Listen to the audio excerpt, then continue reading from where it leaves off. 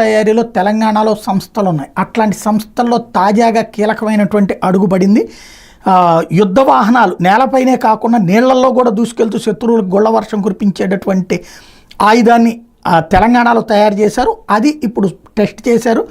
మన దేశ సైన్యం అమలు పొందిన మరింత శక్తివంతం చేయనున్న అధునాతన ఇన్ఫాంట్రీ ఫైటింగ్ వెహికల్స్ని సంగారెడ్డి జిల్లా కంది మండలం ఎద్దుమైలాపురంలోని ఆర్డినెన్స్ ఫ్యాక్టరీలో రూపొందించారు. శుక్రవారం ఈ ట్రయల్ రన్ని కొండాపూర్ మండలంలోని మల్కాపూర్ పెద్ద చెరువులో విజయవంతంగా నిర్వహించారు.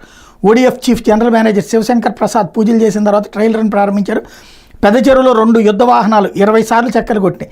దాన్ని వీక్షించేందుకు మల్కాపూర్ గ్రామస్తులు తరలించి ఉత్సాహంగా ఫోటోలు సెల్ఫీలు దిగారు. ఈ సందర్భంగా శివశంకర్ ప్రసాద్ మాట్లాడుతూ infantry fighting vehicles trial run విజయవంతమైందన్నారు. ఓడిఎఫ్ పరిశ్రమను 1984లో అప్పటి ప్రధానమంత్రి ఇందిరాగాంధీ ప్రారంభించారని, 87 నుంచి యుద్ధ వాహనాలు తయారు చేస్తున్నామని చెప్పారు. ఇప్పటి వరకు 7 రకాల యుద్ధ వాహనాలు రూపొందించామని, వాటిలో BMP-2, AAT, CMT, AERV, NBCRV, CCPT, NAMICA వంటి ఉన్నాయన్నారు. యుద్ధ వాహనాలతో పాటు బుల్లెట్ ప్రూఫ్ వాహనాలు కూడా తయారు చేస్తున్నట్టు చెప్పారు.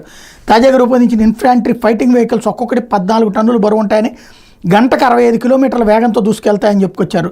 నైట్ విజన్ టెక్నాలజీ, ఆర్నమెంట్ గన్తో పాటు మిస్సైల్ లాంచర్ సదుపాయం కూడా వీటిలో ఉందన్నారు. భారత సైన్యానికి ఇప్పటివరకు 3000 యుద్ధ వాహనాలు అందజేశామని చెప్పుకొచ్చారు. అంతా బాగుంది. కాకపోతే అసలు ఇట్లాంటి సమాచారం బయటికి చెప్పచ్చా? ఎందుకంటే